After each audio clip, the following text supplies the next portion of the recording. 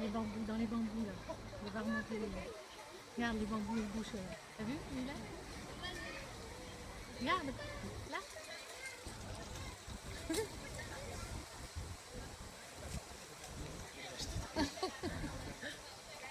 Il est beau, hein?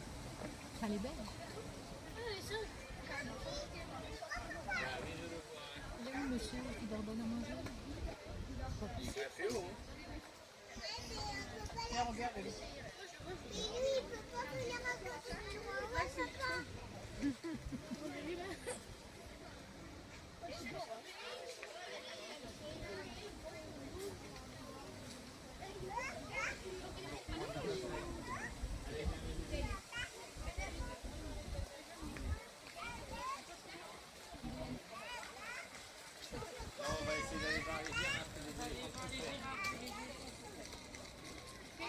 Ils vont rester toute leur vie à peu près une vingtaine de mètres de hauteur et ils vont se déplacer d'arbre en arbre, de branche en branche, avec leurs bras. Vous voyez que leur bras fait la même taille que le reste de leur corps. Ils ont de très longs bras, très musclés.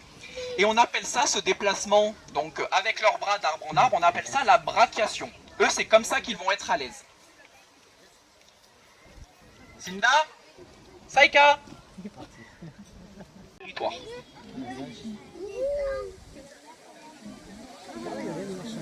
Donc là, au plus il va y avoir de monde devant chez eux, devant leur île, au plus ils vont commencer à faire des vocalises et à chanter. Tiens, Saika.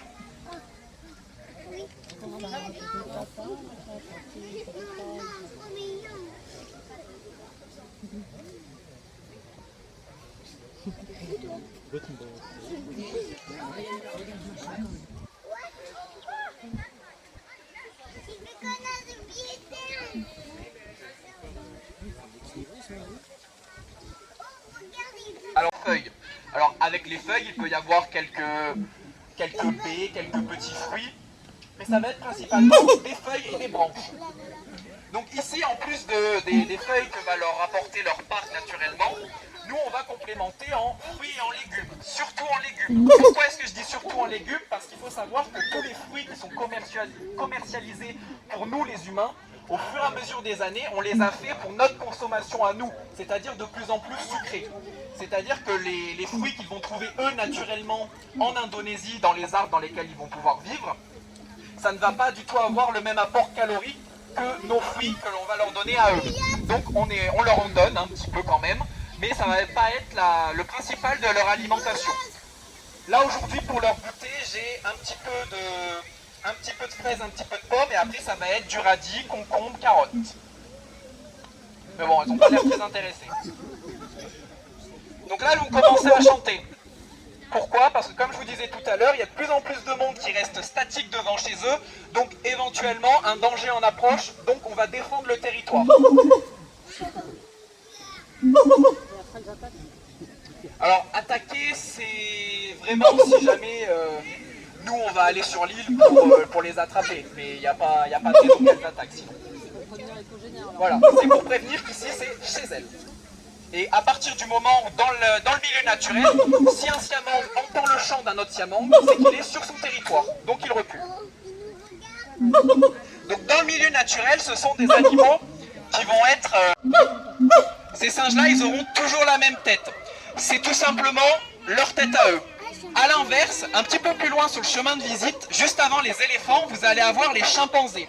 Pareil, ne pas faire d'anthropomorphisme avec nos mimiques à nous. Il faut savoir que le chimpanzé, quand il va nous voir arriver, de temps en temps, il peut nous faire de très grands sourires. C'est pas parce qu'il est content de nous voir. Le chimpanzé, lorsqu'il fait des sourires, il est tout simplement en train de vous montrer ses dents, donc ses armes.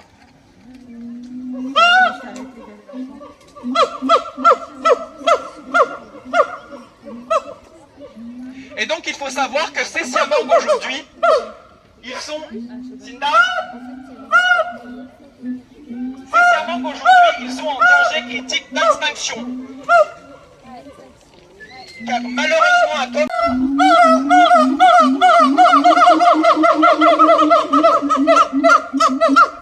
Sinda ? Donc leur forêt dans le milieu naturel est des plantations d'huile de palme. Le bruit grave, c'est pas du gonfle.